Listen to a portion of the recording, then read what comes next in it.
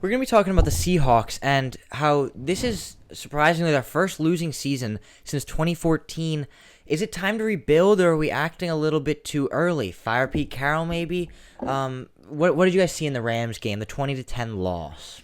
Yeah, it was an interesting, obviously, first season for Russell Wilson, having losing season since he was a sophomore at NC State. So it's been, he's definitely come a long way. Obviously, I think it comes back to what we were talking about when we planned this podcast. But I think a big reason why the Seahawks team, I think it started last year. I think it started when we talked about it. Russell Wilson having an MVP season up to mid-season around there, and then obviously Pete Carroll decides to start to run the ball. And I think a big reason why Pete Carroll stayed this year and will not be fired is I think, him and Bill Belichick have some of the most say in their organizations. If there are any coaches who are almost like, the owners of their team, these are the two coaches. They have so much say, whereas you look at other coaches, they don't. But in terms of, this is not a good team. This is a team that I don't think has included DK Metcalf enough. I think defensively we've seen, they were struggling a lot last year, probably the worst defense. They got better, and now they're not as good. And obviously injuries have ridden them. And I think with obviously the Russell Wilson rumors going into this offseason that he might be moved, and then now this season I would assume he will be moved. It's tough. It's tough. And then you look at the Rams game, and that was one where you're like, if you can win this game against a good divisional rival, maybe there's something. But now 5-9, I think playoffs are gone, and the Seahawks being 5-9 is just surprising. It's one of those things where when you see you see the Seahawks play, you're like, oh yeah, this is a great team, but then the record is so opposing Mediocre, of that. yeah. So it's just fun to see. But yeah, I think I would say it's probably almost time to get a rebuild, because you let go of Russ and you still have the good receivers around them. But besides that, this team just definitely has lost an identity that they've had for so long.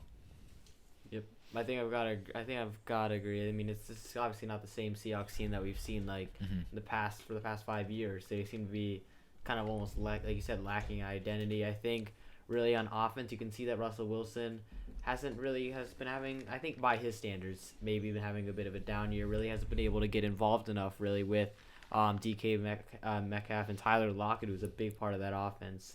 Obviously, I think one of the main reasons why Seattle have really struggled this year is and Lockett has 1,000 yards, exactly. Which it's weird because he has big games where he's like just because last season you're looking at fantasy wise, this guy was going 60 points in some weeks, so and then 2 in another. Yeah. So I think with the Seahawks, I think the main reason though why is we're seeing that they're kind of becoming the basement dweller of the division, which sounds so weird. Yeah, it's been so good for as long as Seattle's been. Is their neglect of the offensive line. And it's been just a consistent theme. And I think they're thinking, Russell Wilson's mobile. He'll get out of it. It'll be fine. But a good offensive line is so important in the NFL. You cannot contend without at least a capable offensive line. Seattle for the last since they traded, I think, Max Unger, to New Orleans, they really have never been the same offensive line. They have struggled to protect Russell Wilson. They haven't really been able to run the ball particularly well. And when you're going against three three very good teams in your division with the 49ers, with the Cardinals, and with the Rams, you have to have at least a competent offensive line. And again, for a while, Seattle really haven't. So I think that is really a big reason why right now they're in the position where they're thinking, is it time to blow it all up, trade Russell Wilson, start off fresh, and maybe. And then it comes down to you wasted those 2 first-rounders, second-rounders on Jamal Adams, who is now out for the year. Which it's a bad situation, to say the least. The Seahawks are not. Yeah, they're not in a good situation. It's tough for Seahawks. Yeah, for sure. They really threw away. It's tough because they threw away their future for a player that they thought would help them win now, and just a bunch of mistakes and a bunch. I don't know if it's them not playing well or injuries that just sort of lost them their future and their win now. So they're gonna have to get some first round picks because there's no way they can start this rebuild now without a first-round pick this year. Rebuilds start with teams that get a lot of draft picks, and the Bears have 2 picks this year. Bears don't have any picks. Sorry, the Giants have 2 picks this year. The Jets have 2 picks this year. The Eagles have 3 picks this year. The Dolphins had 3 last year. So it's just rebuilds start with draft picks, and the Seahawks are not in a good spot to do that. And again, the team they played last night, the Rams, are also not in a spot to do that, but they don't need one. So the Rams traded away their future, but they've got that win now team. They're 10-4. Their record's showing it. Seahawks looked weak. I think the only thing that they did better than the Rams last night was their sack total. They had 4 sacks to the Rams, 3, I believe. So, it's I mean, it was just a dreadful performance looking at from the Seattle all stats, around. the opponents against the Seahawks have more first downs by rushing, passing penalties, more third down conversions, more fourth down conversion, more total offensive yards, more offensive plays or average. I mean, they're getting beaten and everything. The Seahawks haven't done anything better than their opponents and what all we've year. talked about, we did the same thing where we honed in on a team. What was the first team we talked about last podcast? I'm forgetting, but we had the same comparison where it was kind of opposing. Where the Vikings, team I'm forgetting, maybe? It might have been the Vikings. I'm not sure. It was the team we talked about. Essentially had. You look at the stats against the opponents, and the opponents had a little bit better, but they also had some that were better. But the Seahawks are just being beaten and everything. Again, I think we need to remember Geno Smith was the starting quarterback not so long ago. Yes. Russell Wilson was rushed back. I think that was a big reason why he didn't play very good in those first 2 games because of that finger injury. But yeah, I mean, that's the story of the NFL. Each year, one good team will fall, and it seems like the Seahawks may be that team this year. Yeah. Yeah. I think it's just unfortunate that they had to go down like that. And then they're because spreading the ball to DK Metcalf. I just don't understand, why he's not getting the ball. Yeah. And as much as we've argued against, I think Terry McLaurin's better, blah, blah, blah. DK Metcalf is a game changer. Someone of his size and his age and obviously his ability needs to be getting the ball. And then running game-wise, we're going to get into more about running game. But, that's our next topic. But, running game-wise, Chris Carson goes out. DJ Dallas hasn't been great. He seems to have some kind of, issues off the field, and Penny hasn't been great. And obviously, who's a rushing leader for Alex Collins? He's 400. Been all right. He has 411 yards. And again, that goes into the problem that teams without running games generally are, it's a lot harder to be good. Besides the Chiefs, so I think. But if we get into our final opinion on this, is it time to rebuild or fire Pete Carroll? What are your opinions Final on decisions? that? What do you Final think? decision. That's such a tough decision. I mean, I still haven't made my mind up yet. I don't think they should fire Pete Carroll because I think he's a great coach, but I think it isn't the worst decision because you could start to argue that maybe it is past his expiration date, that he's been a great coach for Seattle, but maybe it's like a situation with Tom Coughlin with the Giants where he had some great moments with them, but I don't know. You guys are all right, so if you're the Seahawks owner, are you firing or keeping Pete That's Carroll? the thing. that's why it's such a difficult decision. I don't think they will. I think he should be fired. I don't think. So you think he should be fired? So I if don't you think were he the will. head, Yeah. you would be fired. I don't think he will be fired. I though. still think he's actually a solid coach, but he's definitely regressed. Think about it. Also, who else? You can't just fire someone for the sake of firing someone. You have to have a plan in place really to replace them. And Seattle are just gonna go in there, fire him, and without really having a person that you think, oh yeah, we got to replace him with. I think they're starting to go down, and if they fire Pete Carroll, it'll only get worse. I think right now is not the time. He's proven to be a good coach in the NFL.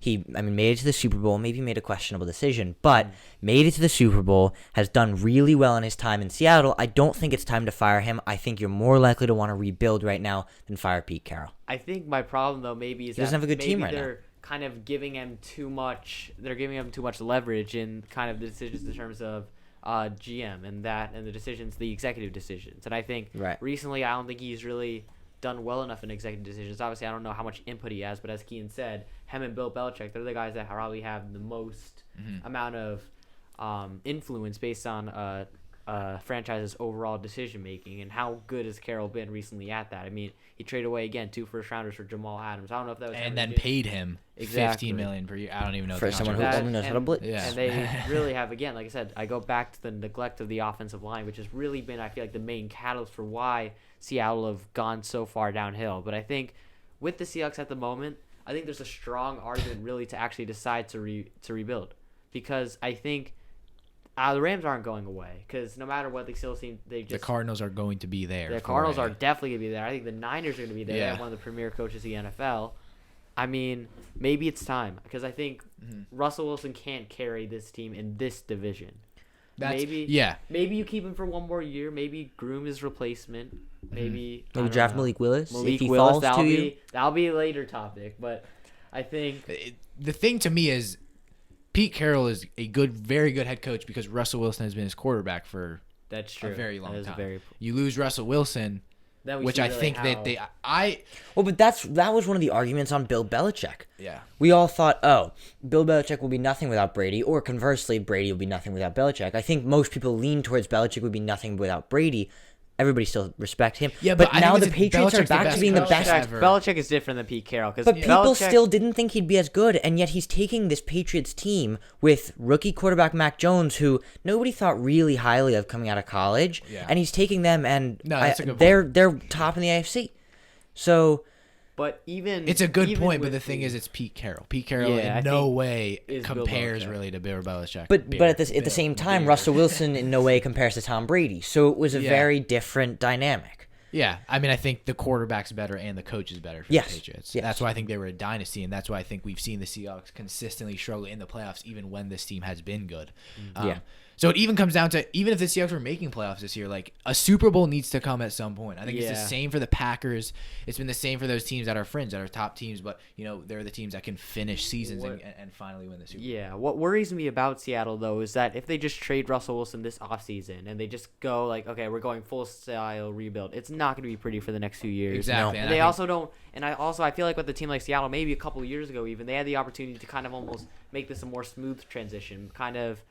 I mean, even I feel like it was a few years ago where Russell Wilson was also in like it was in contract talks where when Marshawn Lynch left. Exactly. There were many opportunities really where Seattle kind of could have gotten through this a lot more smoothly, but I think now they're at the point where they've got to cut the cord because they're not going to contend in this division unless they make some huge moves in the offseason and trade away the first round picks that they don't have. Exactly. And maybe like kind of nail late round picks. I mean, I think it'll be disappointing for them the next few seasons, regardless of what they do this offseason. I think it's gonna be a very long road, but I think maybe you keep Wilson one more year again, groom his replacement. But I think it's gonna be very difficult because they also have a lot of positions where they need to kind of address. Again, I said offensive line. They got to address probably a bit more cornerback because they have Shaquille Griffin left in free agency. They don't really have a great option there. I think. Even safety, even with Jamal Adams there, I think they still. Quandre Diggs, Sidney Jones at corner. Adams gives $70 million. I forgot. That's crazy. That is crazy. I think he's a free agent this year, also, right? No, you get $70 million for 4 years. Oh wait, I don't know. I thought I saw him free agent. No. But I think he would have been, but then they gave him that contract this summer. Yeah, I mean, regardless. So you say yes, firing Pete Carroll. I'm a no. Don't fire him. Surge. Final verdict: yes or no? I wouldn't fire him. At least, I think maybe you give him one more year. Let's see what happens. My verdict is fire him, but it's if I'm the GM, fire Pete Carroll, trade Russell Wilson, probably trade Tyler Lockett, because I think he's probably only going to be going down from now on. Yeah, probably only worth a second round pick at this point. Get that second rounder. I mean, and then, but what will happen is Pete Carroll probably won't be fired. Russ, I think.